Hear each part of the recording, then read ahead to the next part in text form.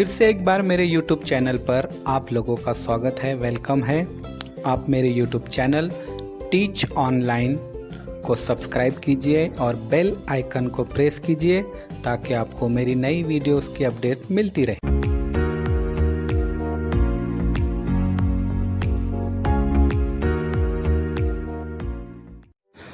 तो प्यारे बच्चों, आज हम मज़मून उर्दू से समात और अमली काम के लिए जो मवाद दिया गया है उसमें से आखिरी कहानी कुएं का शेर ये पढ़ेंगे, जिसमें खरगोश और शेर के दरमियान होने वाली बातचीत को बहुत ही खूबसूरत ढंग से पेश किया गया है। किसी जंगल में एक खरगोश कहीं जा रहा था। अचानक एक शेर उधर आ निकला। खरगोश को देखते ही वो चिल्लाया, ऐ खरगोश, कहाँ जा रहा है? शेर की गरजदार आवाज़ सुनकर खरगोश रुक गया। वो थर-थर काँपने लगा और कोई जवाब न दे सका। शेर फिर गरजा, खामोश क्यों है? बताता क्यों नहीं कहाँ जा रहा है? खरगोश समझ गया कि अब मेरी खैर नहीं। एक तरकीब उसकी समझ में आई। डरते डरते बोला, हुजूर, मैं कुएं के शेर के पास जा रहा हूँ। शेर ने पूछा, कुएं का शेर? कौन कुएं का शेर? हमने तो उसे कभी नहीं देखा।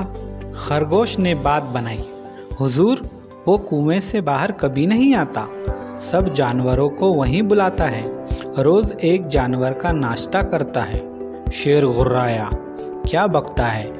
वो हमारे जानवरों का नाश्ता करता है? खरगोश ने कहा, जी हाँ, यकीन ना आता हो तो चलकर देख लीजिए। शेर ने बिगड़ कर कहा, हमने तो उसकी आवाज़ भी नहीं सुनी, वो यहाँ आया कैसे?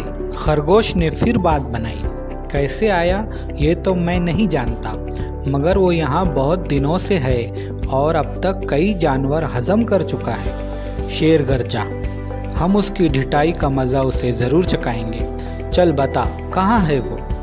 खरगोश ने अदब से कहा, हुजूर, आप वहाँ ना चले, वो बहुत मोटा ताज़ा है। मुझे डर है कि कहीं वो आपको कोई नुकसान ना पहुँचा दे। शेर चिल्लाया, हमें डर आता है? चल बता, कहाँ है वो?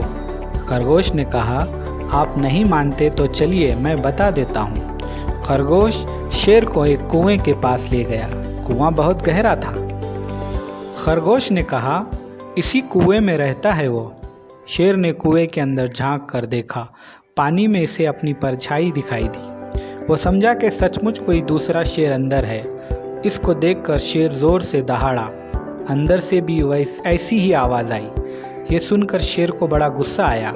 इसने कुएं के अंदर छलांग लगा दी और डूबकर मर गया। तो प्यारे बच्चों, इस कहानी से हमने ये सीखा कि किसी की मीठी और चिकनी चोपड़ी बातों में नहीं आना चाहिए।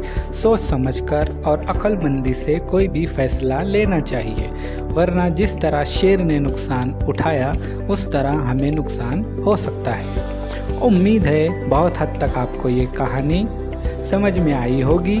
तो मिलते हैं हम आपको अगले वीडियो में। जब तक के लिए आपसे अलविदा लेता हूँ। टेक केयर बच्चों, अपना ख्याल रखिए।